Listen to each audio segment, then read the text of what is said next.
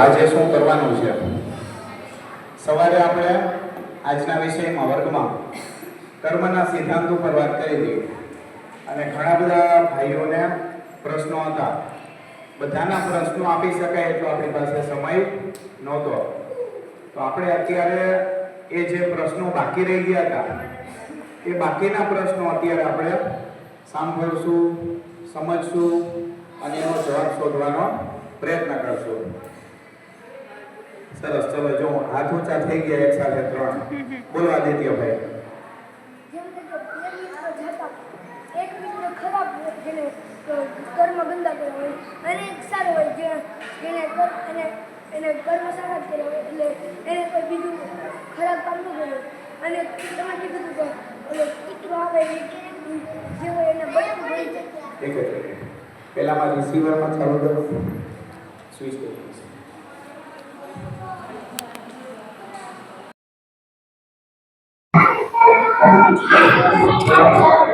હા બોલો. બે મિત્રો જતા હોય એને સારા કર્મ કર્યા હોય અને તમે કીધું કે ખરાબ કર્યા હોય એને એનું પરિણામ મળે. એને એની પાસે કૂતરો પડ્યો પણ એને ખરાબ ને નહીં તો સારાને કડી દીધો તેમાં પરિણામ ના, એવું ના બને ને. જેને કરડવાનું હોય એને જ કરડ્યા. એવું ના બને કે કૂતરો ભૂલથી જેને કર્મ આપવાનું હતું એની બદલે બીજાને આપી દીધું. આપણા દુકાનનું નામું નથી કે મુનિમજી ખોટી એન્ટ્રી મારી દે બીજી જગ્યાએ. આ આખી ભગવાને બનાવેલી સિસ્ટમ છે. એની અંદર આવી ભૂલ ના થાય. અત્યારે કંપનીના હિસાબો રાખવામાં કોઈ એક જગ્યાએ પણ જરાય ભૂલ ના થતી હોય તો ભગવાનની સિસ્ટમમાં આવી ભૂલ કઈ રીતે થાય? ના થાય આવી ભૂલ. હા, એવું બની શકે કે આપણને એવું લાગે કે આનો વાંક નહોતો ને છતાંય કરડી ગયો, પણ એને કરડ્યો છે તો એનું કંઈક બેકગ્રાઉન્ડ હોય, એને કંઈક કર્મો કર્યા હોય તો જ પરિણામ મળે. અથવા તો એવું પણ બને કર્મો સિવાયનું આપણે ક્યારે જોવું પડે કંઈક. માનો કે આપણા કર્મોના પરિણામ જ કંઈ 24 કલાક મળ્યા કરે. એવું તો નથી કે આપણને કર્મો પ્રમાણે 24 કલાક પરિણામ મળ્યા જ કરતું હોય. તો ભગવાન ક્યારેક આપણી પરીક્ષા લેવા પણ આપણને કરે. માનો કે તમે અભ્યાસ કરો છો કે મારે મન ઉપર સંયમ રાખવો છે. મનનું તપ એટલે શું? મનઃ પ્રસાદ સૌમ્યત્વમ આપણે તે દિવસે લીધું ને. તો ભગવાન ચેક કરે છે કે ચલો આના બરાબર મનનું તપ કરેશ કે નહીં. તો ભગવાન કૂતરો કરડાવે અને જોવે કે આ ગુસ્સે થાય છે કે નહીં.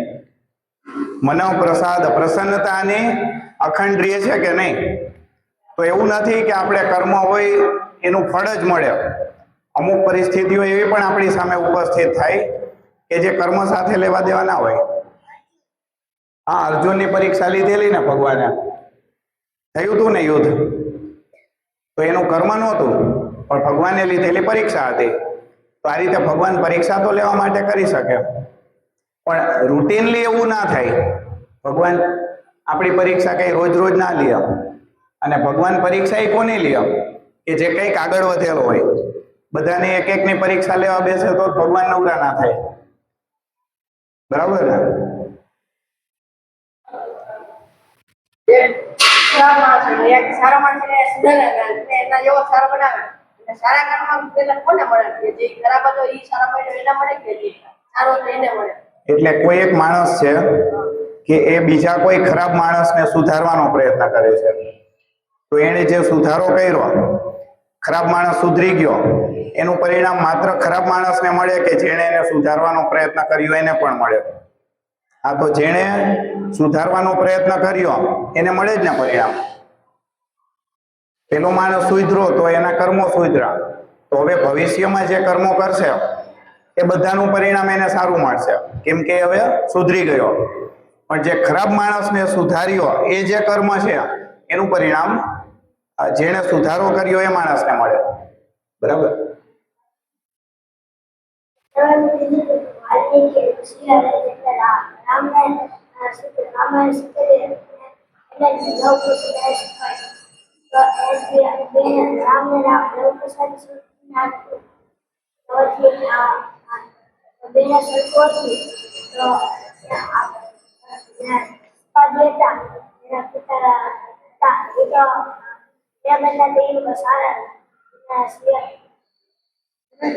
શિવાજી એના કરતા તો હિન્દીમાં વધારે તો લવકુશની એમ નો કહેવાય બાપ બાપ કરતા બેટા સવાય એ તો કહેવત છે. એવું જરૂરી નથી કે બાપ કરતા બેટા સવાયા જ હોય. બાપ કરતા બેટા સવાયા એવું કહેવા માટે કે બાપ જો કંઈક હોય તો એના દીકરાને એના કરતા પણ આગળ વધારે પ્રયત્ન કરે ને.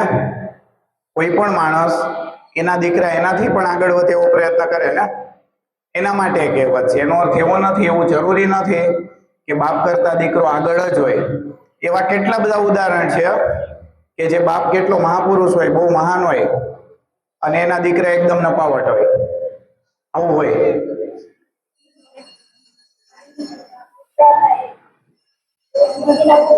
હા, ગાંધીજીના પુત્ર હતા, અથવા તો આવા ઘણા બધા મહાપુરુષ છે, એના પુત્ર સારા હોય ખરાબ હોય એવું જરૂરી નથી. મોટા ભાગે મહાપુરુષ કોને કહે કે જેણે જીવનમાં એકદમ ઉચ્ચ સ્થિતિ પ્રાપ્ત કરેલી હોય, તો એના દીકરા એના જેવા ના જ થઈ શકે. મોટા ભાગે આવું હોય. અને પેઢીઓનું તપ હતું. માનો કે રઘુવંશ હતો તો 5, 7, 10 પેઢીથી એવી રીતે લોકો તપ કરતા, ત્યારે ભગવાન રામનો જન્મ થયો. તો રામ તો અવતાર હતા, તો બીજો એનો દીકરો થાય અવતાર નથી ને, તો એના જેવા તો ના થઈ શક્યા. તો એની રામ પછીની જે આખી પેઢી આવી, તો એ બધા જો રામ કરતા એ જો સવાયા ને એના કરતા સવાયા, તો એની કોઈ લિમિટ ના રહે. ભગવાન કરતા તો કોઈ આગળ ના વધે. તો એ કહેવત છે. એવું જરૂરી નથી કે બધા બાપ કરતા બેટા સારા જ હોય.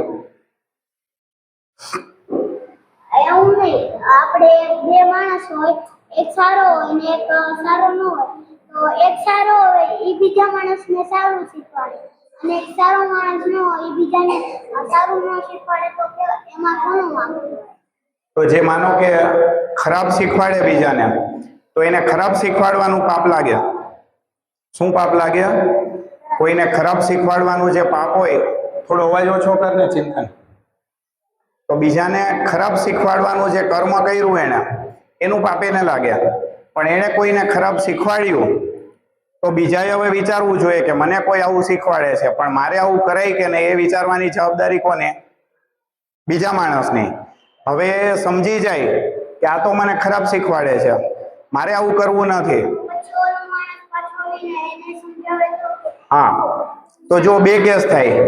માનો કે કોઈ એક માણસ છે, એ બીજાને ખરાબ કંઈ શીખવાડવાનો પ્રયત્ન કરે છે, તો એની અંદર બે વિકલ્પ છે.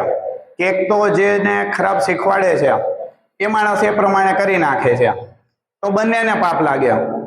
એકને ખરાબ કર્મ કરવાનું પાપ લાગે, અને બીજાને ખરાબ કર્મ કરાવવાનું પાપ લાગે. પ્રેરણા આપવાનું, શીખવાડવાનું પાપ લાગે. એ કોને લાગે? શીખવાડનારને. અને કરવાનું પાપ લાગે એ કરનારને લાગે. બીજો વિકલ્પ એ છે કે જે માણસને એ ખરાબ કામ કરવાનું શીખવાડે છે, એ માણસ સમજદાર હોય. એ વિચારે કે આ તો મને ખરાબ શીખવાડે છે, મારે આવું કરાય નહીં. છતાં પણ જે ખરાબ શીખવાડનાર છે એને તો એનું ખરાબ કામ કર્યું. કયું ખરાબ કામ? બીજાને ખરાબ શીખવાડવાનું. તો સામેવાળો જે બીજો માણસ છે એ પ્રમાણે કરે કે ના કરે, પણ જે શીખવાડનાર છે એને શીખવાડી દીધું એટલે એનું કર્મ તો પૂરું થઈ ગયું ત્યાં. તો એનું ખરાબ કર્મનું પરિણામ એને તો મળવાનું જ છે. પણ જેને એને શીખવાડ્યું છે એ માણસ એ પ્રમાણે ના કર્યા તો એને ખરાબ પરિણામ ના મળે. શું કામ? કેમ કે એને કોઈએ શીખવાડ્યું પણ એને એવું કર્યું જ નથી. માનો કે મેં તમને ઉદાહરણ આપેલું કે 3જા 4થા માળ પર ઊભા હોય, કોઈ આવીને કહે કે કૂદી જા, જો કેવી મજા આવશે, મસ્ત હવા આવશે, થ્રિલ. તો માનો કે જે માણસ એનું માનીને કૂદી જાય તો એની સજા એ તો ભોગવે, હાડકા બાડકા ભાંગે. જેણે એને આવું શીખવાડ્યું તો એને ભગવાન સજા આપે. પણ માનો કે તમે કોઈને કહો છો કે ભાઈ કૂદી જા, મજા આવશે, ને પેલો કે ના ભાઈ મારે કઈ નહીં કૂદવું, મારે થોડા હાડકા ભાંગવા છે મારા, મને એટલી ખબર પડે છે કે આવું કૂદાય નહીં. તો ખરાબ શીખવાડવાનું પરિણામ જેણે આવું સલાહ આપી હતી ખોટી એને મળશે. પણ જે માણસ કૂદ્યો નહીં તો એને શું કામ ખરાબ પરિણામ મળે? એના હાડકા ઉપર ઉભા ઉભા થોડા ભાંગે. એને ખરાબ કામ કરેલું નથી, ભલે એને સલાહ આપી, તો એને કઈ ખરાબ પરિણામ મળશે નહીં. અંશભાઈ, બે માણસો એક ગાડીમાં જતા હોય, તો એક ખરાબ હોય ને એક સારો હમ. હોય. એટલે ખરાબ હોય એને બહુ ખરાબ કરેલા હોય એને પેલાના જન્મમાં બીજાને મારી નાખે તો એને મારવા તો ભગવાન કોઈકને મોકલે તો એની ગાડીની નીચે બોમ્બ કોઈને લગાડી દીધો હતો એ ગાડી ફાટે તો પછી ઓલો ખરાબ હોય ઈ મારે ને સારો સારો હોય ઈ શું કરવાનું? ના, એટલે જો ભગવાને બનાવેલી સિસ્ટમ એવી છે કે જેને સજા આપવાની હોય એને જ સજા મળે. ભગવાને કેવી સિસ્ટમ બનાવેલી છે કે જેને સજા મળવાની હોય એને જ મળે. ભગવાન એવું પછી ના કરે કે ના આને સજા આપી જ દે ભલે બીજા 2-4 જતા રહેતા. ભગવાન એવી રીતે સજા ના આપે. ભગવાન કોઈ અકલ વગરના ન્યાયાધીશ થોડા છે કે નિર્દોષે કોઈ કપાઈ જાય. ભગવાન એવું ના કરે. ભગવાને જે સિસ્ટમ ગોઠવી છે એ તો એવી છે કે એમાં કોઈ નિર્દોષ માણસ ખોટો દંડ ભોગવે નહીં. ભગવાન એવું મિકેનિઝમ ગોઠવે, એવી પરિસ્થિતિ ઊભી કરે કે જેથી એક જ માણસને કઈ થાય. અથવા બોમ્બ ફૂટ્યો પણ એકને જ એકનું જ મૃત્યુ થયું, બીજાને કઈ ના થયું. બોમ્બ ફૂટે તો કઈ બધા મરી જાય? ઘણી વખત બને બોમ્બની સાવ નજીક હોય તો એ બચી જાય અને દૂર હોય એ મરી જાય. થાય કે નહીં આવું? થતું હોય ને. સવારે જ મેં ઉદાહરણ આપેલું કે એક માણસ છે કઈ બીજા 3જા માળેથી પડ્યો છતાંય એને કઈ ફ્રેક્ચર થાય કેવું થાય, મરે નહીં. અને મેં જોયેલો કેસ છે કે એક ભાઈ હતા એની આંગળી દરવાજા નીચે આવી ગઈ અને મરી ગયા. ખાલી દરવાજા નીચે આમ હતી અને દરવાજો કોઈ જોરથી ખોલ્યો અને કંઈક અચાનક થયું એને હાથ ઉપર દરવાજો ચડી ગયો, મૃત્યુ થઈ ગયું. તો આપણને લાગે કે એક આટલું ઉપરથી પડ્યો તોય મરતો નથી અને બીજો માણસ આટલા નાના કારણથી પણ મરી ગયો. થાય એવું. શરીરનું મિકેનિઝમ એટલું વિચિત્ર છે કે સારા ડોક્ટરોને સમજાતું નથી. એટલે ભગવાને એવી કરામત કરી છે કે જેને સજા આપવાની હોય એને જ મળે. એની બાજુમાં જ હોય. આપણને લાગે કે પેલા તો આ મરવો જોતો હતો પણ એને કઈ ના થાય. ધરતીકંપ થાય, કેવી જો આફત આવે તો નાનું 4 મહિનાનું બાળક બચી ગયું હોય અને મોટો 15 વર્ષનો માણસ મરી જાય. થાય કે નહીં આવું? તો આપણને દેખીતી રીતે તેવું લાગે કે વધારે કોમળ કોણ છે, વધારે શરીર કોનું નબળું?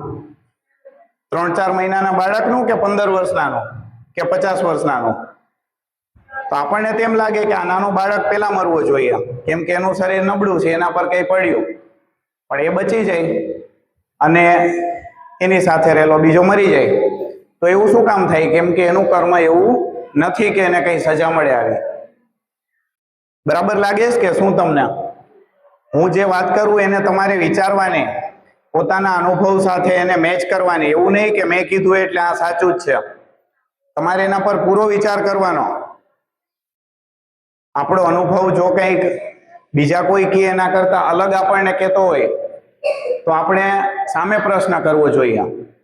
શંકરાચાર્યએ શું કીધું કે આપણી બુદ્ધિનિષ્ઠા એવી હોવી જોઈએ કે વેદો પણ આપણને જો એમ કહે કે અગ્નિ ઠંડો હોય તો માનવાનું નહીં.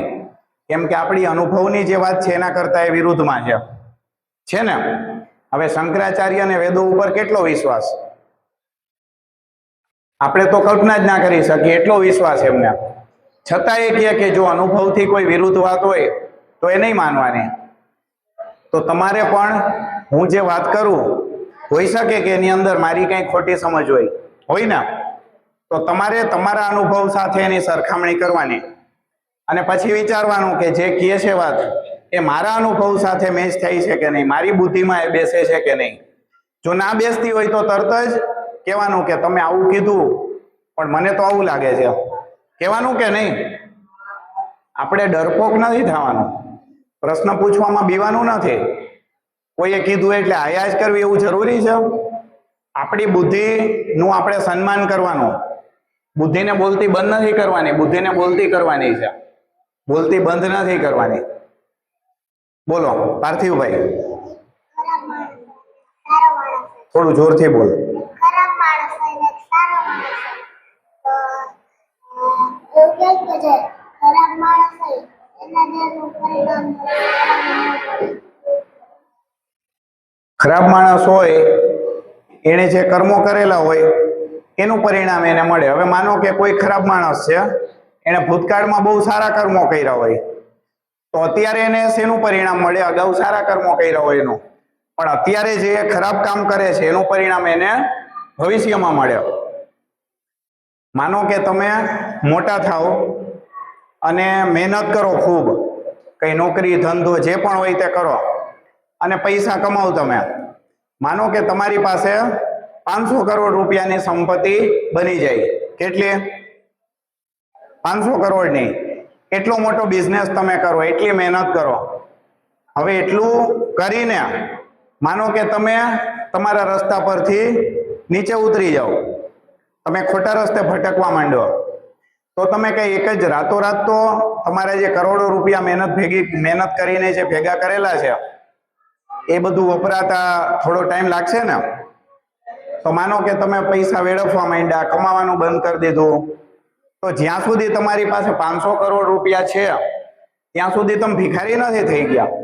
તમે ખરાબ થઈ ગયા એટલે તમારું જે બેલેન્સ છે ધીમે ધીમે ઓછું થવા માંડે.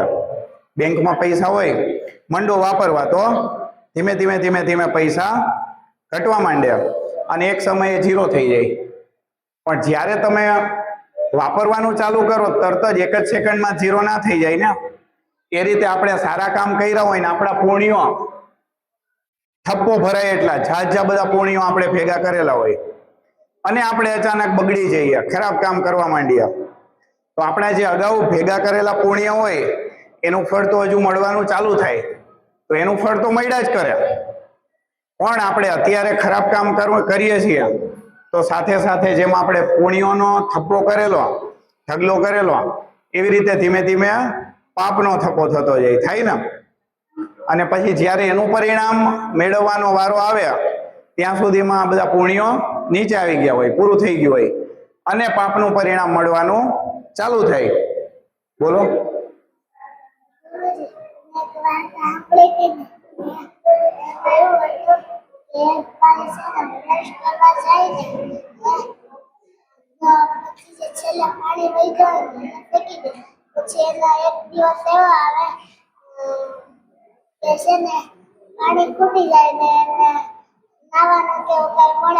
હા, એટલે પાણીનો જો ખોટો વેડફાટ કરીએ તો પાણી ખૂટી જાય, ટાંકી ખાલી થઈ જાય.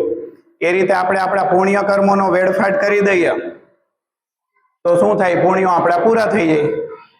ગીતાની અંદર એક શ્લોક છે કે માણસ સારા કર્મો કરે તો એને સ્વર્ગ મળે અને પછી ક્ષીણે પુણ્યે મર્ત્ય લોકમ વિશંતિ, કે તમારા પુણ્યો ક્ષીણ થાય, મંડો વાપરવા, મોજ મજા કરો, સારું સારું બધું લ્યો, ભોગવો, તો એનાથી આપણા પુણ્યો ક્ષીણ થઈ જાય એટલે પાછા તમે શું ક્યાં આવી જાઓ? મર્ત્ય લોક એટલે મનુષ્ય લોકમાં. એટલે પાછા તમે એ ચક્કરમાં આવી ગયા. બોલો અથર્વભાઈ. એક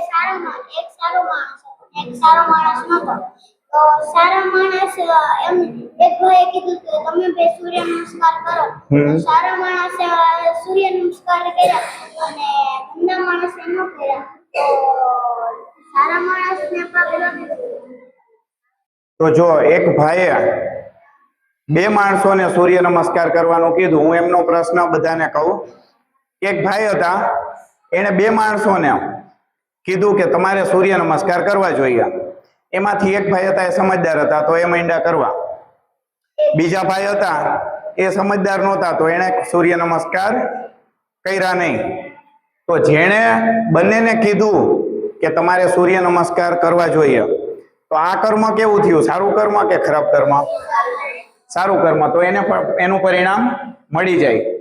હવે વાત રહી બાકીના બેની. તો બાકીના બે માણસો છે એમાંથી એકે સ્વીકાર્યું કે ચલો મારે સૂર્ય નમસ્કાર કરવા છે, મને આમણે કીધું, મારી બુદ્ધિમાં પણ ઉતરે છે, શાસ્ત્રોએ પણ કીધેલું છે, ચલો કરીએ. તો એણે જે કર્મ ચાલુ કર્યા, કેમ કે હવે ચાલુ કરશે ને, અત્યાર સુધી તો એ ના કરતો, હવે એ કર્મો ચાલુ કરે છે તો એ કર્મોનું ભવિષ્યમાં જ્યારે પરિણામ મળશે ત્યારે એ કેવું પરિણામ હશે? સારું પરિણામ હશે. તો એને મળશે. બીજો માણસ સ્વીકાર કરતો નથી કે મારે કઈ સૂર્ય નમસ્કાર કરવા નથી, તો એને સૂર્ય નમસ્કાર કરવાનો જે ફાયદો હતો એ મળશે નહીં. પણ બંનેને જેણે શીખવાડવાની કોશિશ કરી, જેણે પ્રયત્ન કર્યો બંનેને સારું કર્મ કરાવવા માટે, એને તો બંનેને શીખવાડવાનો ફાયદો મળશે. સમજાય ને? બીજો કરે કે ના કરે એનું એના હાથમાં છે જ નહીં. એણે પ્રયત્ન કર્યો, ભગવાને જોઈ લીધું. એણે 2 જણાને સૂર્ય નમસ્કાર કરે એવો પ્રયત્ન કર્યો તો એના ખાતામાં એનું પુણ્ય આવી જાય. સમજાય છે ને? પછી બીજો કરે કે ના કરે પણ એણે પ્રામાણિકપણે પ્રયત્ન કરેલો હોવો જોઈએ. કેવી રીતે? ખાલી કેવા પૂરતું કહી દીધું કે ભાઈ મારે પુણ્ય જોઈએ એટલે હું જઈને આમ ગામમાં ચાલુ કરું, બધાને જઈને કહું કે સૂર્ય નમસ્કાર કરજો કરજો કરજો કરજો. એવી રીતે એમ પુણ્ય ભેગા કરવા માટે ખાલી આપણે બોલતા હોય તો કઈ ના થાય. આપણે ખરેખર પ્રયત્ન કરીએ, એને જઈને સમજાવીએ, એની સ્થિતિ જાણીએ, એને શીખવાડીએ, એને કઈ મુશ્કેલી પડતી હોય તો એનું આપણે કંઈક મદદ કરીએ. આવું બધું આપણે પ્રયત્નો કરીએ તો આપણને પુણ્ય મળે. સરસ, બોલો દર્શનભાઈ. ગુરુજી તમે સવારે કીધું કે સમડી સાતના લઈ જતો તો ઘેર નથી. તો સમડી ના કર્મ ન હોય તો એ પછીના જન્મમાં શું બને? બહુ સરસ પ્રશ્ન. જો કે સવારે કોઈએ ઉદાહરણ આપેલું, મેં નહોતું આપેલું પણ કોઈ ભાઈએ જ ઉદાહરણ, વેદભાઈએ મને લાગે એવું આપેલું. એણે ઉદાહરણ આપેલું કે સમડીની ચાંચમાં સાપ હોય અને એની નીચે કઈ 3-4 જણા રસોઈ કરતા હોય અને સમડી દબાવે એટલે સાપના મોઢામાંથી ઝેર તપેલીમાં પડે અને નીચે જે હોય એ બધા લોકોનું મૃત્યુ થાય. તો આવું એક દૃષ્ટાંત આપેલું વેદભાઈએ. હવે દર્શનભાઈનો સવાલ એ છે કે સમડીએ આ કર્મ કર્યું, શું કર્મ કર્યું? ચાંચ દબાવી, બરાબર? તો એ કર્મના લીધે નીચે ઝેર પડ્યું અને 4 માણસો મરી ગયા. હવે મેં જ્યારે છેલ્લે સવારે સ્પષ્ટીકરણ કર્યું અને મેં કીધું હતું કે એક વસ્તુ, એક સિદ્ધાંત કહેવાનો રહી ગયો હતો. એ કયો સિદ્ધાંત હતો? યાદ છે કોઈને? મેં કીધેલું કે એક વસ્તુ કહેવાની રહી ગઈ હતી, કોઈએ પ્રશ્ન પૂછ્યો તો મેં કીધું સારું થયું જો આ વસ્તુ હું કહી દઉં. બોલો કીર્તનભાઈ.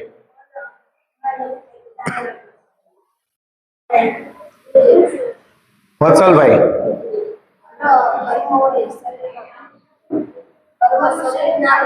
હા, એ સિદ્ધાંત હતો કર્મ છે શરીર ના કરે, કર્મ કોણ કરે? મન કરે, અંતઃકરણ કરે. તો આ જે સમડીનો કેસ છે એની અંદર સમડીનો ભાવ ખરાબ હતો કે મારે આને મારી નાખવા છે? સમડીને ખબર પડતી હતી આવી નથી, કેમ કે ભગવાન એને બુદ્ધિ આપી નથી. એટલે જે પાપ પુણ્યનો હિસાબ છે એ કોને લાગુ પડે? માણસોને. કોને લાગુ પડે? માણસોને. હવે માણસ તરીકે જે પણ કર્મો કર્યા હોય એનું એક જે બેલેન્સ બને, પોઝિટિવ નેગેટિવ કે જે હોય તે, એને ભોગવવા માટે ભગવાન આપણને સમડી બનાવે, સાપ બનાવે, જે પણ બનાવે. પણ એક વખત એ બનાવી દીધો અને ત્યાં એ ખાલી ભોગવે જ છે. એ નવું કંઈ કરી શકે નહીં. એ ના તો પાપ કરી શકે ના તો પુણ્ય કરી શકે. શું કામ? કેમ કે એને બુદ્ધિ જ નથી. તો એને માત્ર ભોગવવાનું જ છે. એને નવું કંઈ બેલેન્સ કરવાનું નથી. એના ભાગમાં જે દુઃખો વેઠવાના હોય તો એ દુઃખ એ ભોગવી લે. પછી એનાથી ઉપરની કક્ષામાં એ આવ્યા. ધીમે ધીમે ધીમે વિકાસના ક્રમ પ્રમાણે એવું કહેવાય કે 84 લાખ અલગ અલગ યોનિમાંથી પસાર થઈ અને ફરીથી એ માણસ બન્યા. પણ એ પહેલા એને આખું આ મોટું ચક્કર કાપવું પડે. આખું ચક્કર કાપે, એના બધા જે પણ પાપ કર્મો હોય એ બધા ભોગવી લ્યા, પછી એ પાછા માણસ બન્યા. વચ્ચેના એ જે ચક્કર કાપતા હોય એ સમયે પુણ્ય પણ નથી કરતા, પાપ પણ નહીં કરતા. એ માત્ર ભોગવે છે. અગાઉના જે પાપ પુણ્ય હતા એ ભોગવે છે. સમજાય છે? ક્લિયર થાય છે? કે ગધેડો છે એને કોઈએ 2 સોટી મારી તો એને ભોગવ્યું કે નહીં? દુઃખ ભોગવ્યું ને. પણ ગધેડો કોઈને મદદ કરે? ગધેડો કોઈને મદદ તો કરી ના શકે, તો એ પુણ્ય તો કમાઈ ના શકે. પુણ્ય કરી શકે? કોઈ પણ પ્રાણી છે પુણ્ય કર્મ કરી જ ના શકે, કેમ કે વિવેકથી કરે તો જ પુણ્ય કર્મ કહેવાય. અજાણ્યા તમે માનો કે આમ ચાલતા જાઓ છો અને તમારાથી કોકને ધક્કો લાગી ગયો અને એને ધક્કો લાગ્યો એના લીધે એનું એક્સિડન્ટ થતું બચી ગયું. આવું કંઈક થયું જેમાં તમે કોઈ ઈરાદાપૂર્વક એને મદદ કરી નથી, છતાં પણ તમે કંઈક કર્યું જેનો એને ફાયદો થયો, તો તમને એનું પુણ્ય મળે?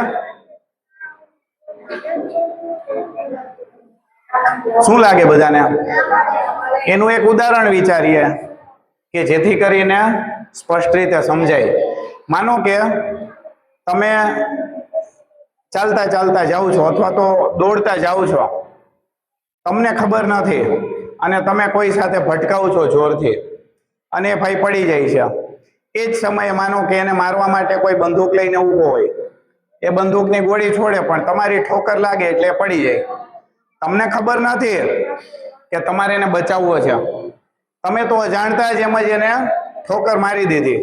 તમારે નથી એને હેરાન કરવો, નથી એને બચાવવો, તમારો કોઈ ઈરાદો જ નથી, પણ છતાં તમે આમ દોડતા જતા હતા, ઠોકર લાગી, ધક્કો લાગ્યો, એના લીધે એ મરતો બચી ગયો. તો આ તમારું પુણ્ય કર્મ ગણાય કે પાપ કર્મ ગણાય? ચલો પાપ કર્મ ગણાય એવા કોણ કહે છે? પાપ કર્મ. પાપ તો કર્યું જ નથી, બરાબર છે, પણ ધક્કો માર્યો એ પાપ નથી? એને ધક્કો માર્યો ભલે અજાણતા, તો એ શરીરે પાપ કર્યું ના કહેવાય? નહીં. હા, પછી તો એને કોઈને બચાવ્યો ને, ધક્કો માર્યો પણ એનો તો જીવ બચી ગયો, તો એને પુણ્ય કર્મ કહેવાય કે નહીં? પુણ્ય મળશે ને એને? હા, તો એનો જવાબ એ છે કે શરીર કર્મ જ નથી કરતું. હવે જ્યારે તમે ઠોકર મારી ત્યારે તમારું મન તો કઈ કર્મ જ નહોતું કરતું. એટલીસ્ટ એને ધક્કો મારવાનો કે એને બચાવવાનો કે એને નુકસાન કરવાનું, એને ફાયદો કરવાનો કોઈ કર્મ હતું નહીં. તો એનું પરિણામ જ નહીં મળે કઈ, કેમ કે તમારા શરીરે ધક્કો મારેલો છે, મન તો ખબર જ નથી કે એની સાથે તમે ફટકાવાના છો. બરાબર છે? આ ઉદાહરણ સમજાય છે કે નહીં? કે તમે એને ધક્કો માર્યો, તમને ખબર જ નથી ધક્કો લાગવાનો છે, ધક્કો લાગવાથી એ પડી જવાનો એ નહીં ખબર, અને પડી જશે તો બચી જવાનો એ પણ નહીં ખબર. તો નથી તમે પુણ્ય કર્મ કર્યું, નથી પાપ કર્મ કર્યું, તમારું કોઈ કર્મ જ નથી, શરીરનું કર્મ છે. શરીર તમારાથી અલગ છે. શરીરનું કર્મ એ તમારું કર્મ નથી. શરીરનું કર્મ તમારું કર્મ તો બને જો તમે એની સાથે જોડાઈને કર્મ કરો. તમે જો ઈરાદાપૂર્વક ધક્કો મારો કે આને મારી દઉં ધક્કો, બહુ હોશિયારી કરે છે, તો એ પાપ કર્મ કહેવાય. તમે એવું વિચારો કે આને ધક્કો મારી દઉં જેથી કરીને આ ગોળીથી બચી જાય, તો એ તમારું પુણ્ય કર્મ છે. પણ તમને ખબર જ નથી કે આને કોઈ ગોળી મારે છે, તમને ખબર નથી કે તમે એની સાથે ભટકાવાના છો અને ભટકાઈ ગયા, તો એ નથી પુણ્ય કર્મ, નથી પાપ કર્મ. વત્સલભાઈ?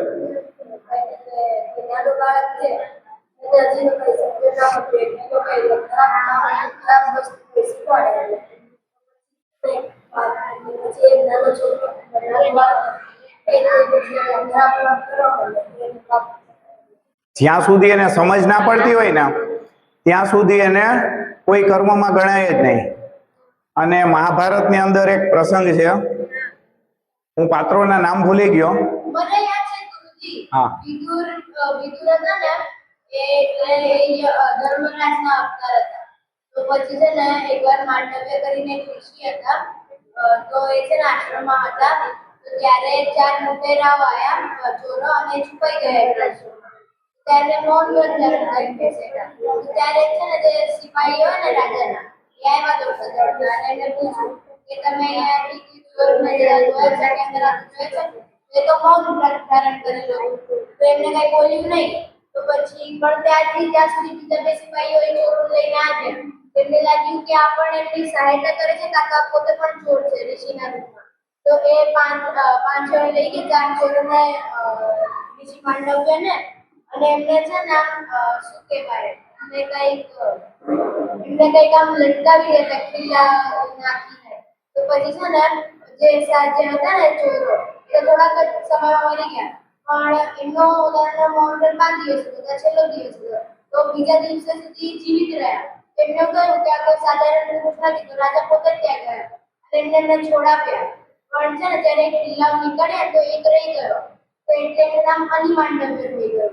તો એ છે ને પછી ધર્મરાજ પાસે ગયા, કહ્યું કે મેં એવું શું પાપ કર્યું કે મને આવું ભોગવવું પડે છે? તો પછી એમને કહ્યું કે જ્યારે તમે 4 વર્ષના હતા ને ત્યારે તમે જે કીડા હોય ને એમને છે ને આમ જે લાકડી હોય ને ઘુસાવીને એમને એમાં નાખી દીધા હતા.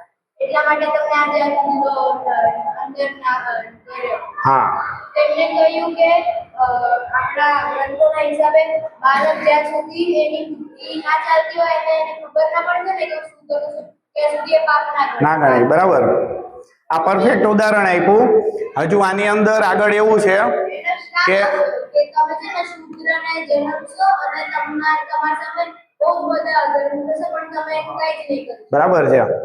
અને પછી કેસ આગળ ચાલે, બરાબર. તો સુપ્રીમ કોર્ટમાં જઈને થાય ને એવું કે તાલુકા કોર્ટમાંથી ડિસ્ટ્રિક્ટ કોર્ટમાં, તો એ રીતે ભગવાન પાસે જ્યારે કેસ ગયો ત્યારે ભગવાને એવો ચુકાદો આપ્યો કે 12 વર્ષની ઉંમર સુધી, કે જ્યાં સુધી લગભગ સમજ આવી હોય નહીં ત્યાં સુધી મોટા ભાગે કોઈ પણ માણસ પાપ કરી શકતો નથી, આવું ભગવાને કીધેલું. એટલે જ્યાં સુધી બુદ્ધિ ના આવે, જ્યાં સુધી એને ખબર ના હોય કે હું પાપ કરું છું, ત્યાં સુધી એને એનું ફળ મળે નહીં. પણ એક વખત ખબર પડી ગઈ કે આવું મારે ના કરાય, આવું કરાય, પછી એ જો કર્મ કરે તો એનું પાપ એને લાગે.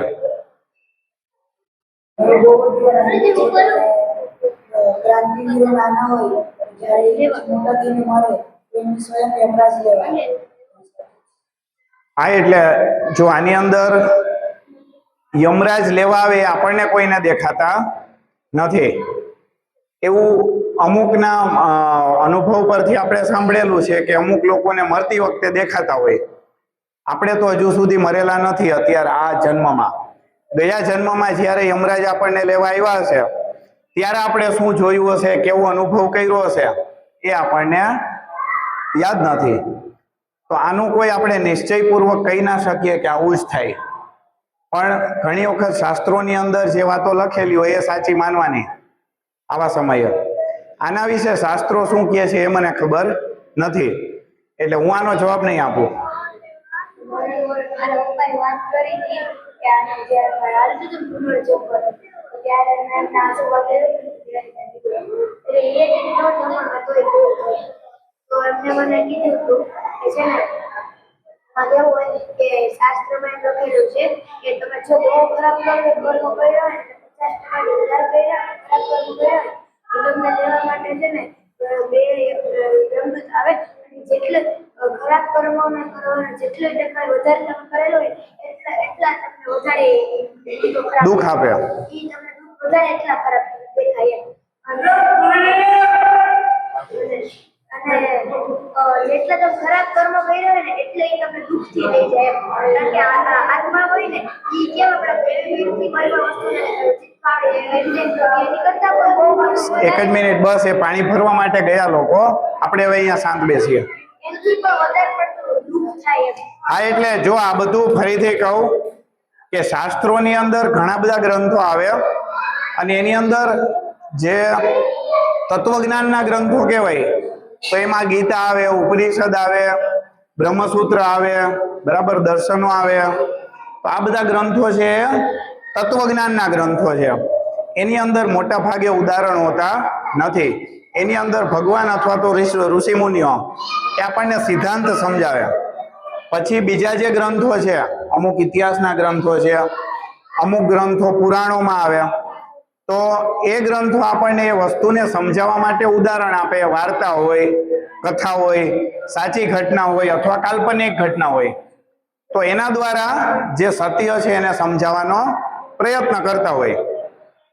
એટલે જે આ પ્રકારની વાતો હોય કે યમદૂત આવ્યો, આનું આવું દેખાણું, તો આમાંથી ઘણી બધી દંતકથાઓ હોય. દંતકથાનો અર્થ શું? દંતકથા એટલે કોઈ વસ્તુને સમજાવવા માટે બનાવેલું દૃષ્ટાંત. અને ઇતિહાસનો અર્થ શું? ઇતિહાસમાં અને દંતકથામાં શું ફેર? ઇતિહાસ એટલે ઇતિહાસ, કે આવું થયેલું, અને દંતકથા એટલે કોઈ વસ્તુ આપણે કોઈને સમજાવવી છે તો એના માટે આપણે એક દૃષ્ટાંત બનાવીએ કે ચલો ભાઈ, અનિલ નામનો એક છોકરો હતો, એના પપ્પાનું નામ આવું હતું, આપણને ખબર નથી એવું છે કે નહીં, તો આવી કથા હોય એને કહેવાય દંતકથા. તો ઘણી વખત આપણે દંતકથા વાંચી હોય અને આપણને લાગે કે આ તો ઇતિહાસ છે, પણ ખરેખર કોઈએ આપણને સત્ય સિદ્ધાંત છે એ સમજાવવા માટે ખાલી બનાવેલું હોય. ઘણી બધી કથા હોય ને કે પ્રાણીઓ વાત કરતા હોય, તો ખરેખર પ્રાણી વાત કરતા હોય? ના કરતા હોય. પણ આપણને અમુક સત્ય હકીકતો, માણસનો સ્વભાવ, આ બધું સમજાવવા માટે કોઈ વાર્તા બનાવેલી હોય. હા, એટલે એ કોઈ એ જ કહું કે દુઃખ મળે એવું બતાડવા માટે કોઈ એવું કીધું કે યમદૂત વધારે ભયાનક દેખાય, એવી રીતે. એમને બે માણસ એક સારો માણસ તો એક સારો માણસ નહોતો. તો એ સારો માણસ હતો તો બધા એક મોટું જબર ગામ હતું. તો એના બધા સારા માણસો નહોતા રહેતા. તો એ માણસો તો એ સારો માણસ હતો ને એનો જન્મ થયો. તો એ સારો માણસ હતો એ બધા એને સમજીને સારા માણસ બનાવતો હતો. સમજાવવાનો પ્રયત્ન કરતો. હા, તો પછી ભગવાન માણસ છે ને તો એ બધા એને સારા માણસ બનાવી. બહુ સરસ. તો જો એનું કહેવાનું એ છે કે કોઈ એક માણસ હતો, સારો માણસ હતો, એનો જન્મ એવા ગામમાં થયો કે જ્યાં બધા ખરાબ માણસ હતા, અને એણે બીજા બધા ખરાબ માણસોને સમજાવવાનો પ્રયત્ન કર્યો અને એ બધાને સારા માણસો બનાવ્યા. તો એણે કેટલું સરસ કામ કર્યું, તો એનું એને પુણ્ય મળ્યો. શું મળ્યો? પુણ્ય મળ્યો. સરસ. બોલો વેદભાઈ. વાત કરી ને પેલા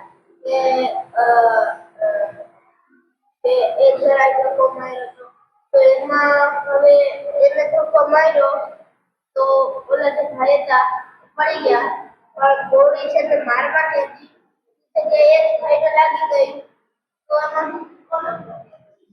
તો એની અંદર જો એણે કોઈને બચાવવાનો પ્રયત્ન નથી કર્યો, પણ ભૂલથી કોઈ એક માણસને ગોળી લાગવાની હતી, એની બદલે આ જઈને ત્યાં ફટકાયો, પેલો માણસ પડી ગયો અને ગોળી જે જઈને ફટકાયો તો એને લાગી ગઈ.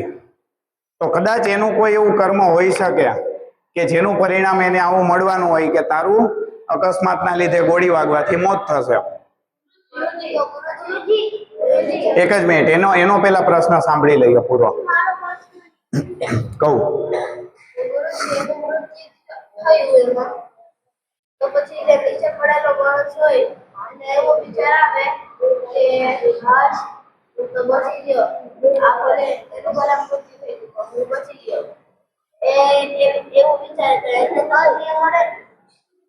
એને તો આમાંય પુણ્ય ના મળે. એને ક્યાં કઈ કરેલું જ છે? એ તો એને કોઈ મારવાનું હતું અને એની બદલે બીજો કોઈ મરી ગયો. તો એને કોઈ કર્મ જ નથી કરેલું આ ઘટનાની અંદર. જો એ સિવાય એને જીવનમાં કેટલાય કર્મો કરેલા હશે, પણ જે ઘટનાની આપણે વાત કરીએ એમાં એને તો કઈ કર્મ જ નથી કર્યું, તો એને કોઈ પરિણામ નહીં મળે. માનો કે એને કોઈ મારવાનું હતું, એના બદલે એની સાથે કોઈ ભટકાણું, એ પડી ગયો અને એના બદલે બીજો મરી ગયો, તો એને કઈ કર્મ જ નથી કર્યું. તો ગુરુજી જગ્યાએ એને એવો વિચાર આવ્યો કે જો આને એવું લાગ્યું છે તો મારે હોસ્પિટલમાં આને લઈ જઈને કંઈક હા, બરાબર છે. તો જે કે એનો પ્રશ્ન એવો છે કે જે એ બચી ગયો પછી એને અંદરથી જે ખુશી થઈ કે સારું થયું, જો હું બચી ગયો અને બીજો મરી ગયો, તો એ એનું પાપ કર્મ કહેવાય કે નહીં? એવું ને.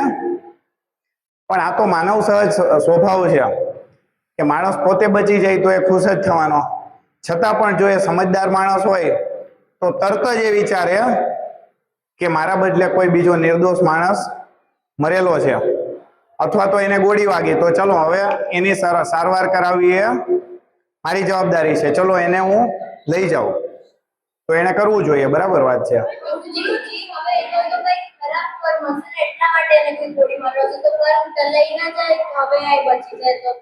ના, પણ એના ભાગમાં કર્મ જ નહોતું. માનો કે એને ગોળી લાગવાની જ નહોતી, ગોળી લાગીને મોત થાય એના ભાગ્યમાં જ નહોતું. તો આપણે એવું માનીએ છીએ કે એને ગોળી લાગવી જોઈએ, પણ એના કર્મો પ્રમાણે એને ગોળી નહોતી લાગવાની. જે એક જ મિનિટ, હવે જો 4-5 ભાઈઓને છે તો હું મારા ફરતી પૂછીશ. અથર્વ ને? અથર્વભાઈ બોલો પેલા. એક સારો માણસ હતો ને સારો માણસ નહોતો. તો ઈ છે ને બે પાપ એનું સારા માણસને એને પાપ મારી નાખ્યો, કેમ કે સારો માણસ બધાને સમજાવતો હતો કે આપણે આવું ના કરવું જોઈએ.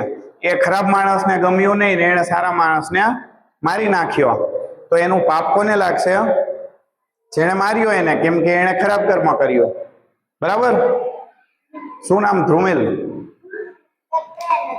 જાતિ એમાં વચ્ચે બોમ્બ આવી ગયું છે. એમાં બે જણામાં બે ડબ્બામાં ખરાબ માણસ હતા અને બે ડબ્બામાં સારા માણસ હતા. એમાં બે બે જે ખરાબ ના હતા એ ફૂટી ગયા, જે સારા માણસ ના હતા એ ન ફૂટ્યા. થાય ને એવું કે કઈ જગ્યાએ બોમ્બ ફૂટવાનો છે, એનાથી કોણ કોણ મરશે, એ બધું કર્મો પ્રમાણે નક્કી થાય. કે જેને એનું ખરાબ પરિણામ મળવાનું હોય એને મળે. બાકી એવું ના બને કે કદાચ બધા મરી જાય, એવું પણ ના બને બધા જીવી જાય. અમુક માણસો મરે કે જેને એનું પરિણામ મળવાનું હોય. પણ માનો કે ટ્રેનનું એક્સિડન્ટ થયું કે બોમ્બ ફૂટ્યો કે જે થયું, એના લીધે માનો કે એક માણસનો હાથ કપાઈ ગયો. હવે એ માણસના હાથમાં છે કે એ વસ્તુને એને કઈ રીતે જોવી. માનો કે એવી રીતે વિચારે કે મેં કઈ અગાઉ ખરાબ કર્મો કરેલા હશે કે જેથી કરીને આ કઈ ટ્રેનમાં હું જતો હતો, મારો કઈ વાંક નહોતો, છતાં બોમ્બ ફૂટ્યો, મારો હાથ કપાઈ ગયો. તો હવે મારે જે મારું ખરાબ કર્મ હશે એના લીધે આવું પરિણામ મળ્યું તો ઠીક છે, હવે રડવાનો કઈ અર્થ નથી. આવું સમજીને એ માણસ શાંતિથી પોતાનું સારું કર્મ આગળ કરતો જાય છે. તો એણે આ જે મુશ્કેલી હતી એને સારી રીતે લઈ લીધી. એના બદલે રડતો બેસે કે મારો તો શું વાંક હતો, હું તો કઈ કરતો નહોતો અને છતાં મારો હાથ ભાંગી ગયો. તો એણે એ વસ્તુને નેગેટિવલી લીધી, યોગ્ય રીતે સમજી ના શક્યો. તો એનું પરિણામ એને દુઃખ મળે. હાથ તો કપાયો, પણ હાથ કપાયા પછી પણ મનને શાંત રાખવું કે પછી દુઃખી થવું, એ કોના હાથમાં?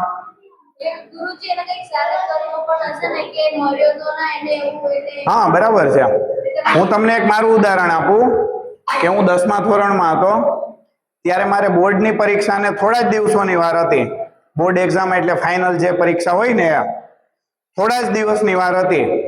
અને પાણી ભરતી વખતે અમારી સામે એક બેન રહેતા હતા, એમણે કઈ ઝપાઝપી કરી અને મારી આ જે જમણા હાથની આંગળી છે એમાં અનામિકા જે કહેવાય ને, એમાં ફ્રેક્ચર થઈ ગયું જમણા જ હાથની.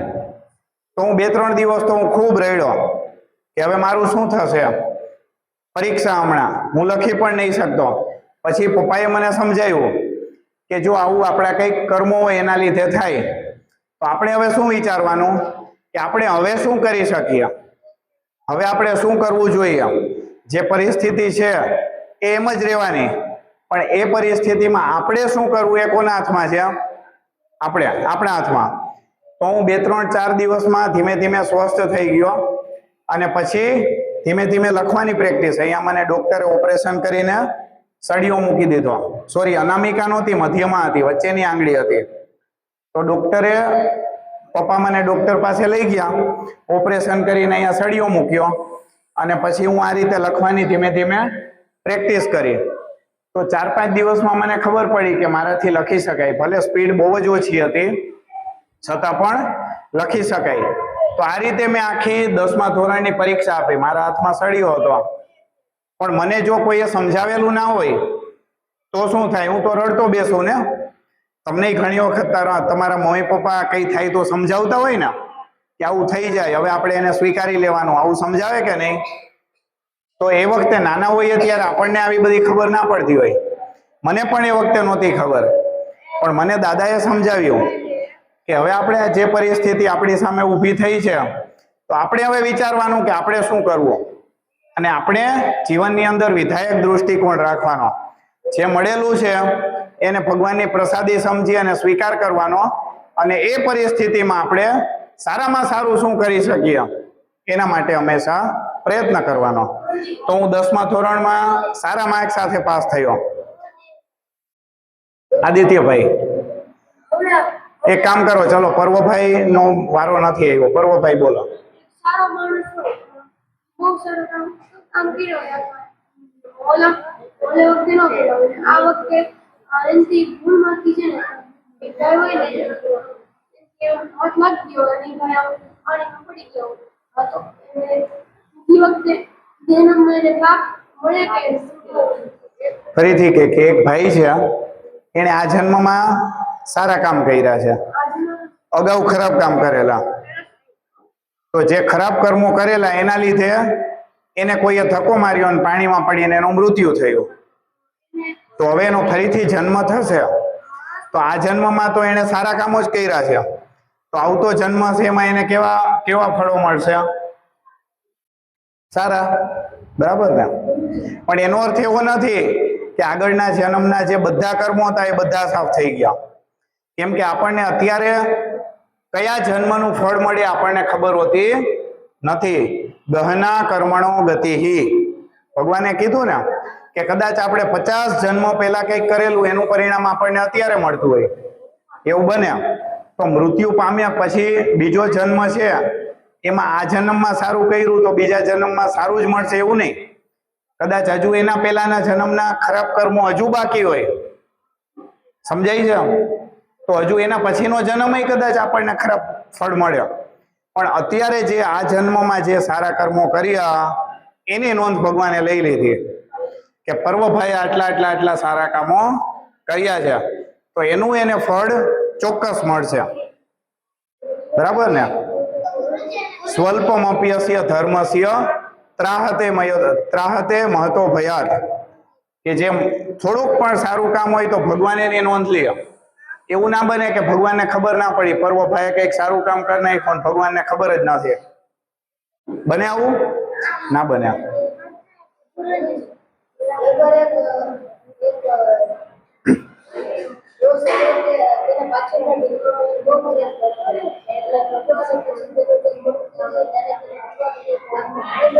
એક જ મિનિટ શાંતિ રાખો બધા, મને એનો પ્રશ્ન નહીં સમજાતો. બોલ ફરીથી.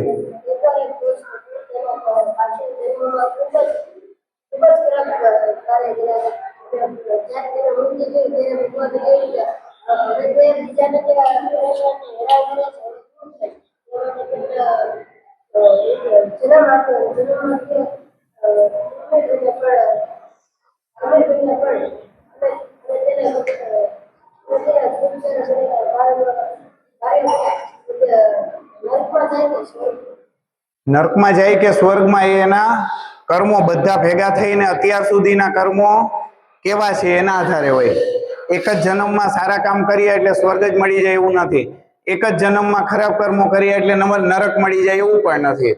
પણ જે કર્મનો સરવાળો છે, આગળના બધા જન્મના કર્મનો સરવાળો કરીને એનો હિસાબ ક્યાં આવે છે એના ઉપર હોય, સમજાય છે? એટલે એનો જવાબ આમ ફટકરતો ના મળે કે આ એ સ્વર્ગમાં જ જશે કે નરકમાં જ જશે, આપણે નક્કી પણ ના કરી શકીએ. આપણને માત્ર સિદ્ધાંત ખબર છે. ભગવાને આપણને શું કીધું છે કે સિદ્ધાંત ખાલી સમજી લે, બાકી આપણને આવું જ થાય આનું આમ જ થાય એવું આપણે ના કહી શકીએ. પણ હા, ભગવાને એટલું ચોક્કસ કીધું છે કે સારા કર્મોનું સારું ફળ, ખરાબ કર્મોનું ખરાબ ફળ આ તને મળશે મળશે અને મળશે જ. તો આના ઉપર, આ સિદ્ધાંત ઉપર આપણે વિશ્વાસ રાખવાનો. પછી આની અંદર ઉદાહરણ તો આપણે આવા 50, 100, 500 ઉદાહરણ આપી શકીએ કે એક ભાઈ આવો હતો, બીજો આવો હતો, આને આવું કર્યું, આને તેવું કર્યું, આનું શું થશે. તો આપણને કઈ એને આ બધા જન્મોનો હિસાબ થોડો ખબર છે. આપણે માત્ર જેટલી તમે માહિતી કહો એના આધારે હું ખાલી વિચારી શકું કે કદાચ આનું આવું થાય, પણ બાકી એના અગાઉના કર્મો કેવા હતા એ થોડી ખબર છે. આખી હિસ્ટ્રી આપણી પાસે છે કે એને છેલ્લા 100 જન્મમાં કેવા કેવા કામ કર્યા, આપણને કઈ ખબર નથી. એટલે આ તો સિદ્ધાંતને સમજાવવા માટે હું તમને આ બધું ઉદાહરણ ને એ બધું આપું છું. બાકી આપણને કોઈના પણ જન્મની, કોઈના પણ પાપ ને પુણ્યનો હિસાબ આપણને ખબર નથી. પણ સિદ્ધાંત આપણે સમજી લેવાનો. જો સિદ્ધાંતને સમજી લઈએ તો પછી આવું આપણે એક ઉદાહરણ લઈને ખોલવા ના પડે, સમજાય છે? અને સિદ્ધાંત મને લાગે કે બધાને સમજાઈ ગયો, નહીં સમજાઈ ગયો? બોલો ધ્યાનભાઈ.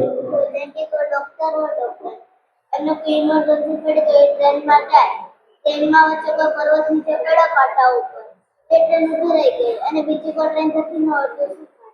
એ સારો માણસ હોય તો શું થાય? સારો માણસ છે ને ભૂલથી પડી ગયો તો એના કઈ કર્મો હોય એને એનું ફળ મળી ગયું, બરાબર, બીજું કઈ ના થાય. એને જો ટ્રેનને કંઈક નુકસાન કરવા માટે કંઈક કરેલું હોય તો એનું ખરાબ પરિણામ મળે, એને ટ્રેનને બચાવવા માટે કંઈ કરેલું હોય તો એ પુણ્ય કર્મ કહેવાય. તમે એવું કહ્યું કે આપણે બધા ધર્મનું ખબર હોય કે બધું ભેગા થઈને આપણે નરકમાં જઈએ, આપણે તો આપણો પહેલો જન્મ હોય તો એમાં આપણે મૃત્યુ પામે તો એ હિસાબે આપણે એક જન્મ પછી એ જન્મના હિસાબે પણ આપણો પહેલો જન્મ નથી. આપણે અનાદિકાળથી સૃષ્ટિ પર છીએ આવું ભગવાને કીધું.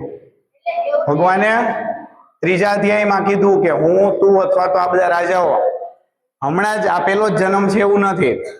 એટલે આપણે ભૂતકાળમાં નહોતા આવું અર્જુનને કહે છે કે આપણે પહેલા પણ હતા, અત્યારે પણ છીએ અને ભવિષ્યમાં પણ રહેવાના. એટલે આપણામાંથી કોઈનો પણ આ પહેલો જન્મ નથી. એટલે આવું મગજમાંથી આપણે કાઢી નાખવાનું કે આપણો પહેલો જન્મ છે. આવું હોય જ ના શકે. આવું ભગવાને કહી દીધું એટલે ભગવાનનો સ્ટેમ્પ પડે એટલે વાત પૂરી. તો નહીં હવે આપણે એમ પણ એટલે બધા જન્મ એક જન્મ પછી આપણે એના તો એટલે કર્મના હિસાબે આપણે તો જતા જશું ને. તો પછી બધા જન્મમાં બધા મળીને કેમ ફરીથી આપણે કરવું પડે એટલે એ હિસાબે. જો માનો કે અત્યારે તમે કોઈ એક કર્મ કર્યું આ જન્મમાં, આનું ફળ તમને આવતા જન્મે જ મળશે એવું નક્કી છે? અથવા તો એના પછીના જન્મે પણ મળી જશે આવું નક્કી છે? ભગવાને જે સિસ્ટમ ગોઠવી છે એ પ્રમાણે કર્મનું ફળ મળશે એ ચોક્કસ છે. ક્યારે મળશે એ ભગવાને કીધું જ નથી. ભગવાન એવું ઈચ્છે કદાચ ભગવાન આપણને એ કર્મનું ફળ 40 જન્મારા પછી આપે તો ત્યાં સુધી આપણું પેન્ડિંગ છે. આપણે જે સારું કે ખરાબ કર્મ કર્યું એનું ફળ જ નથી મળ્યું. એટલે 40 જન્મારા પછી આપણને જ્યારે આ ખરાબ કામનું ફળ મળે તો એ જે અગાઉનું પેન્ડિંગ હતું બાકી એ આપણને ફળ મળ્યું. ફરીને એક જ કર્મનું ખરાબ ફળ 5 વખત મળે એવું નથી. ભગવાનની સિસ્ટમ એવી બોગસ નથી કે તમે એક જ ખરાબ કામ કરો ને એનું 5 વખત પરિણામ મળે. ભગવાનની સિસ્ટમ બહુ એક્યુરેટ છે. એક વખત તમે ખરાબ કામ કર્યું એનું જે ફળ મળવું જોઈએ એ પ્રમાણે જ મળે. હા, બહુ ભયાનક કર્મ હોય, માનો કે એવું ઘોર કર્મ કરેલું છે કે જેનું પરિણામ એવું છે કે તમારે 50 વર્ષ સુધી ભટકવું પડે, તો એ એક જ પરિણામ છે કે જે તમે કેટલા વર્ષ ભોગવ્યું? 50 વર્ષ. એક જ કર્મ તમે માનો કે એટલું ખરાબ કરેલું એનું પરિણામ તમે 50 વર્ષ સુધી ભોગવ્યું. પણ એનો અર્થ એવો નથી કે 50 વર્ષ વારે તમે એક જ વસ્તુને ભોગવી.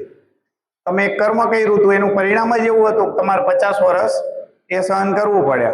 પણ એ 50 વર્ષ પૂરા થઈ જાય પછી ફરીથી આવા 50 વર્ષનું ભૂલથી આવી જાય એવું ના હોય. ભગવાને સિસ્ટમ બહુ એક્યુરેટ બનાવી છે. સમજાય છે? ક્લિયર થઈ છે? હવે કોઈ આપણે આમ એક રીતે આપણે વિચારીએ તો જે ભિખારી હોય તો એ પોતાના કોઈ કર્મનું જ ભોગવતો હોય તો પછી આપણે તો એ એક નજરથી જોઈએ તો આપણે તો એવું કરવું જોઈએ કે પોતાના કર્મના લીધે ભૂખે છે તો આપણે એની સહાયતા ના કરવી જોઈએ. અગર કર્મમાં ઓલી થઈ જાય. હા, તો એમનો પ્રશ્ન એવો છે કે માનો કે કોઈ ભિખારી છે અથવા તો કોઈ પણ દુઃખી માણસ છે, તો એ દુઃખી છે કેમ કે એનું કર્મ એવું હતું, એણે ભૂતકાળમાં કંઈ ખરાબ કામ કરેલા છે એના લીધે એ દુઃખી છે. તો આપણે જો હવે એને સહાયતા કરવા જશું તો ભગવાન જે એને ખરાબ ફળ આપશે એમાં વિક્ષેપ પડશે, એવો ડાઉટ છે ને? તો એવું નથી, કેમ કે ભગવાને જે નક્કી કરેલું એ તો થવાનું જ છે. એમાં આપણે કંઈ કરી શકતા નથી. આપણે શું કરી શકીએ કે આપણા લીધે વધુમાં વધુ લોકોને સારું કેમ થાય એના માટેનો પ્રયત્ન કરી શકીએ. ભગવાને જો એના ભાગ્યમાં લખેલું હશે કે આને દુઃખી જ થવાનું છે તો આપણે કદાચ ગમે એટલી મહેનત કરીએ નહીં થાય, આપણાથી કંઈ નહીં થાય. છતાં પણ આપણે સારું કરવાનો પ્રયત્ન કર્યો એનું આપણને ફળ મળશે. આપણે તો એનું સારું કરવા માટેનો પ્રયત્ન કર્યો તો એ સારું કર્મ થયું કે ખરાબ કર્મ? સારું કર્મ. તો એ સારું કર્મ કરવાનું ફળ આપણને મળશે. અને ભગવાને જે નક્કી કરેલું છે કે આનું આવું થવાનું છે તો એમાં આપણે કંઈ કરી શકતા નથી. આપણે માનો કે કોઈ રોગી માણસ છે અથવા તો કોઈનું એક્સિડન્ટ થયું, રસ્તા પર આપણે જોયું અને આપણે નક્કી કરીએ કે આને મારે ગમે એમ કરીને બચાવી જ લેવો છે, તો એનો અર્થ એવો કે બચી જ જશે? ભગવાને ધારેલું હોય કે આનું મૃત્યુ થવાનું છે તો આપણાથી કંઈ ના થાય. આપણે 24 કલાક એની પાસે ઊભા રહીએ, એને 50 ડોક્ટર પાસે લઈ જઈએ, ગમે તે આકાશ પાતાળ એક કરીએ તો પણ એના પરિણામમાં આપણે ફેર ના કરી શકીએ. પણ છતાંય આપણે જો સારી ભાવનાથી કોઈનું સારું કરવાનો પ્રયત્ન કર્યો તો એનું સારું પરિણામ આપણને મળી જાય. એટલે આપણે બીજાને મદદ કરવાનો પ્રયત્ન તો કરતા જ રહેવું જોઈએ. કે આપણે હવે કોઈ બીજાની પૈસા આપીએ અને જેને દારૂ પી આવે તો પછી આપણે સારું જ કરવું પડે ને, કેમ કે આપણે એને એટલે એના સારા માટે કરીને પૈસા આપ્યા. ના, એવું નથી. જો કુપાત્ર દાન છે ને એ પાપ છે. શું છે? કુપાત્ર દાન એ પાપ છે. માનો કે આપણે કોઈ વસ્તુ જોયા વગર એ કેવો માણસ છે, શું કરે છે, જોયા વગર એને પૈસા આપી દઈએ કે જેનો એ ખરાબ ઉપયોગ કરવાનો છે, તો એને કેવું દાન કહેવાય? કુપાત્ર દાન કહેવાય. અને એ તામસી કર્મમાં આવે, તો એનું ફળ આપણને સારું મળે નહીં. એટલે આપણે દાન કરીએ તો પણ ખાસ કરીને જ્યારે મોટું દાન કરીએ ત્યારે આપણે જોવું જોઈએ. આપણી જવાબદારી બને કે આ જે પણ હું પૈસા આપું છું એનો ઉપયોગ ખરેખર સારો થવાનો છે કે નહીં.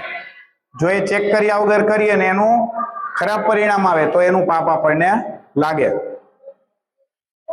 સમજાય છે ને? જો આ વસ્તુ એને પૂછી એ બહુ અગત્યની છે અને ખરેખર સારી વાત છે કે એના મગજમાં આ પ્રશ્ન પણ આવે છે. કેમ કે જો આપણે વિચારીએ નહીં તો આપણા મનમાં આવો પ્રશ્ન પણ ના આવે. એટલે કુપાત્ર દાન કોને કોને કહેવાય? આપણે ક્યારેક ટાઈમ મળશે તો 17મા અધ્યાયમાં દાનના પ્રકાર છે. સાત્વિક દાન, રાજસી દાન અને તામસી દાન. તો તામસી દાન એને કહેવાય કે આપણે ખરાબ ભાવનાથી આપ્યું હોય અથવા ખરાબ માણસને આપ્યું હોય, એની પરિસ્થિતિ, એનો સ્વભાવ, આવું કંઈ પણ ચેક કર્યા વગર આપેલું હોય તો એને કહેવાય તામસી દાન. અને તામસી કર્મનું હંમેશા પરિણામ ખરાબ મળે. હવે કોઈ માણસ આપણે આજકાલ લઈએ છે કે કંઈક હવે પોતાના બચ્ચાઓના ઊંઘવાઈ ગયા એવું કે આ કેન્સરનો પેશન્ટ છે એમના માટે પૈસા આપો, આપણને થોડી ખબર છે કે એના સાચેમાં છે કે તો ના આપવા જોઈએ આપણે. ગુરુજી. અને અથવા તો માનો કે કોઈ ભિખારી આપણી પાસે માગે છે તો આપણે એને 5-10 રૂપિયા આપી દઈએ તો એનાથી કઈ થોડો કોઈ એટમ બોમ્બ લઈને ફોડવાનો છે. આપણને ભગવાને જે સામાન્ય બુદ્ધિ આપી છે એનો ઉપયોગ કરીને આપણે નક્કી કરવાનું કે આનો ખરાબ ઉપયોગ કરશે કે નહીં. આપણે જોઈએ તો આપણને ખબર પડી જાય, થોડો આઈડિયા આવી જાય. પણ પછી આપણે 10 રૂપિયાના બદલે માનો કે 10 લાખ રૂપિયા કોઈને દાનમાં આપવાના હોય તો આપણે ચેક કરવું પડે. એ આપણી ફરજ ગણાય કે 10 લાખ રૂપિયા આપતા પહેલા આપણે જોઈએ કે આનો ખરેખર સારો ઉપયોગ થશે કે ખરાબ. ઘણા બધા લોકો અમેરિકા, કેનેડાથી પાકિસ્તાનમાં આતંકવાદીઓને, કાશ્મીરમાં આતંકવાદીઓને પૈસા મોકલે. ઘણા બધા વિદેશમાંથી આ બધી મિશનરીઓને, હિન્દુમાંથી લોકોને ક્રિશ્ચિયન બનાવવા માટે પૈસા આપે. તો એ કુપાત્ર દાન છે. કુપાત્ર દાન એ હંમેશા ખરાબ કામ છે. તો મેં વાર્તા સાંભળેલી છે કે જેમાં એક બહુ મોટા જે સોની હોય છે એના ઘરમાં બહુ સારું ચાલતું હતું. તો એ દયાળુ પણ હતા, એ બધાને દાન આપે, એ બધાને ભાવથી દાન આપતા. એકવાર થયું એવું કે એક કપટી માણસ હતો, એને સાધુનો વેશ લઈ લીધો હતો, એ પણ એકાદશીમાં. એ રામ રામ કરીને આવ્યો તો એને પોતાના છોકરાને કહ્યું કે જો આ મીઠાઈનો જે બોક્સ, મીઠાઈનો ડબ્બો છે ને એમને દઈ દે. એક કપટી માણસે પૈસા દઈ દીધા. તો પછી તો એને ખબર તો ન હતી. હા, પણ એટલે નાની વસ્તુ છે. માનો કે તમે મીઠાઈ આપી દીધી કોઈને તો એનાથી એ જઈને કઈ કોઈને નુકસાન થોડો કરવાનો છે. ભિખારીને તમે માનો કે 2 રોટી આપી તો એ રોટીથી કોઈની હત્યા કરવાનો છે? શું નથી કરવાનો. તો એ કુપાત્ર દાન નથી. એ આપવામાં કઈ વાંધો નહીં. માનો કે કોઈ ભૂખ્યો આપણને દેખાય તો આપણે એ ના વિચારવાનું હોય કે પછી આનો કેવો ઉપયોગ કરશે, કેમ કે આપણે કઈ એવી મોટી વસ્તુ થોડી આપીએ છીએ. ડબ્બો લઈ ગયો અને પછી પોતાના દેશમાં આવી ગયો અને કોઈ બીજા દેશમાં આવી ગયો. કપટી નો દેખાય એને વેશ પહેરી લીધો. એની પાસે ગયો કે આજે ભાઈ આજે એકાદશી છે તો તમને મીઠાઈનો ડબ્બો આપો. એને ખબર પડી ગઈ કે આ એ જ છે, પણ એમને કઈ બોલાયો નહીં. તો પછી એમને ચૂપચાપ એ લઈ લીધું, એમને પૈસા આપ્યા. એ પૈસાથી એને માછલીઓ પકડવાનું જે ઓલું આવે ને એ પકડ્યું. ઘણી બધી માછલીઓને પકડી લીધી પછી છોકરો ઝાડમાં જતો હતો તો ઝાડ તૂટી ગયું ને પણ ગુરુજી એમને ખબર તો ન હતી ને કે આ કંપનીમાં છે તો બરાબર છે. અને એવું મોટું દાન નહોતું, બરાબર. એટલામાંથી એવું તો બને કે તમે કોઈને 2 રોટલી આપો, એ રોટલી વેચીને એમાંથી છરી લઈ લે અને છરીથી કોઈની હત્યા કરી નાખ્યા, તો કઈ હત્યા કર્યાનું પાપ તમને ના લાગે? લાગે? માનો કે તમે કોઈને ભોજન આપ્યું કે 50 રૂપિયા આપ્યા, 50 રૂપિયામાં છરી આવે કે નહીં? અને એ છરીનો ઉપયોગ કરીને કોઈની હત્યા કરી નાખે, તો તમને હત્યાનું પાપ ના લાગ્યા? પણ 50 રૂપિયા તમે કોઈને વિચાર્યા વગર આપ્યા, એનું પાપ લાગે. તો એ એટલું ભયાનક કર્મ નથી. સમજાય છે? ગુરુજી પેલા સૃષ્ટિમાં વિષ્ણુ ભગવાન આવ્યા તો જેમ કે આપણા મૈયા પિતાજી છે એમના મૈયા પિતાજી કોણ? એમના મૈયા પિતાજી ભગવાનને સ્વયંભૂ કહેવાય, કે ભગવાનના મૈયા પિતાજી કોઈ ના હોય. અનાદિ કોને કહેવાય? કે જેનો કોઈ શરૂઆત જ નથી, એ હતા જ, એ નહોતા એવો કોઈ સમય જ નહોતો. એ નહોતા એવો કોઈ સમય જ નહોતો. જ્યારે સમયની શરૂઆત જ ભગવાન કરવા વાળા છે. સમયનું ચક્ર કોણે ચાલુ કર્યું? ભગવાને. એટલે સમયની શરૂઆત થઈ એ પહેલા ભગવાન હતા. હા, એ માણસ બન્યા હતા પછી ભગવાન બન્યા કે ડાયરેક્ટ ભગવાન? ભગવાન માણસ બન્યા હતા, માણસ ભગવાન નહીં. ભગવાન તો હતા જ. સૃષ્ટિનું ચક્ર ચાલુ થયું ત્યારે ભગવાન હતા. ભગવાને સમયનું ચક્ર પણ ચાલુ કર્યું, એ પછી દુનિયા બની. દુનિયા બનીને પછી એમાં ભગવાન આવ્યા એવું નહોતું. ભગવાન હતા ને પછી એમણે દુનિયા બનાવી, એમણે સમય બનાવ્યો. સમજાય ને? આ વેદભાઈએ એમ કીધું કે સમડી સાપને લઈને જતા હતા તો સમડીએ એની પછી નહોતું દબાવ્યું કે એ જગ્યાએ એને સાપને દબાવ્યો? હા, એટલે સમડીને કઈ પાપ ના લાગ્યા, કેમ કે સમડીને તો કઈ ખબર જ નથી કે આનાથી શું થવાનું છે. એ લોકો ની વાત થાય કે છોકરાઓ નાના હોય એટલે તમારી તો જે લોકો ક્યાં જાય? એ લોકો ક્યાં જાય આપણને ના ખબર હોય ને. બધા મરતા લોકો એક જ જગ્યાએ જાય એવું તો નથી. એ લોકોનું આગળનું કર્મ શું છે, શા માટે 1-2 મહિનામાં મરી ગયા, એ આપણને ખબર નથી. એટલે એની ગતિ, જે એનું ભાગ્ય હોય, જે કર્મો, એના પ્રારબ્ધ કર્મો જે ભોગવવાના આવે એના સમય પ્રમાણે એનું આગળનું આયુષ્ય આવે. એટલે બધા મરી જાય. માનો કે આ સેકન્ડે કદાચ એવા 50 અલગ અલગ જગ્યાએ દુનિયામાં લોકો મરતા હોય, તો બધાનું કઈ એક જ સરખી ગતિ હોય? બધાની ગતિ અલગ અલગ હોય. નાની ઉંમરમાં પણ ઘણા મરે. 2 વર્ષની ઉંમરમાં મરવા વાળા લોકો કેટલા હોય? તો એ બધાનું કઈ એક સરખું ભવિષ્ય ના હોય.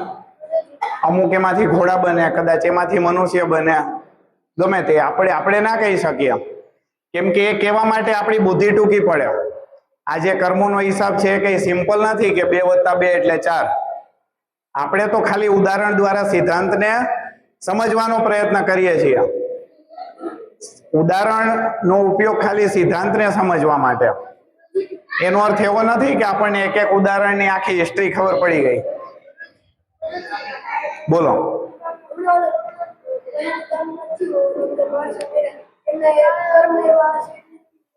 હા, એવું કઈ હશે, બરાબર છે. જો આ બધું આપણે અનુમાન કરી શકીએ, આવું જ હશે એ તો કોને ખબર પડે? ભગવાનને. આપણે અનુમાન કરી શકીએ કે આનું કદાચ આવું હશે, કદાચ આવું હશે.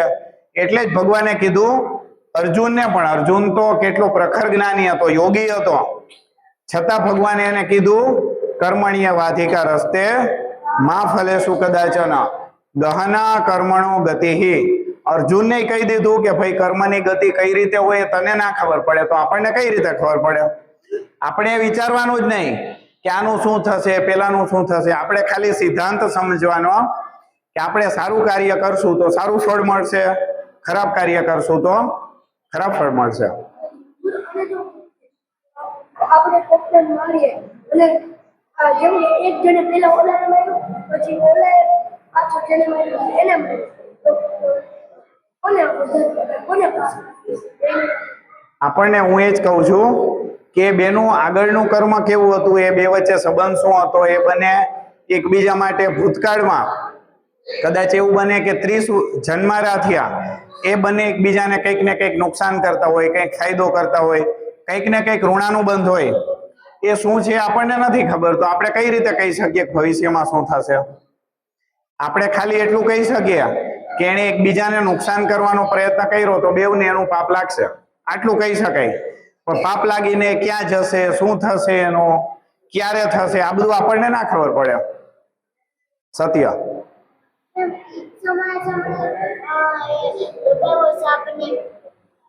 કેમ કે ભગવાને એના મનમાં એ જ સમયે દબાવવા માટેનું પ્રોગ્રામિંગ કર્યું. ભગવાને એ જ સમયે એના મનમાં ચાંચ દબાવવા માટેનું ઈચ્છા મૂકી. એ જ સમયે ભગવાને એને ઈચ્છા કરી. ભગવાન કરી શકે ને? ભગવાન કેવા? કર્તુમ અકર્તુમ અન્યથા કર્તુમ, કે ભગવાન જે કરવું એ ગમે તે રીતે કરાવીને રહ્યા. આવા સર્વશક્તિમાનો એને જ ભગવાન કહેવાય. કે ભગવાનને કોઈને મારવાનો છે તો એ સમયે એના મનમાં, પક્ષીના મનમાં ઈચ્છા મૂકી કે ચલો ચાંચ દબાવીએ. ચાંચ દબાવી, ઝેર પડ્યું, થઈ ગયું કામ. એટલે ભગવાનને જે કરવું હોય એ ગમે એમ કરીને કરાવીને જ રહ્યા. કીર્તન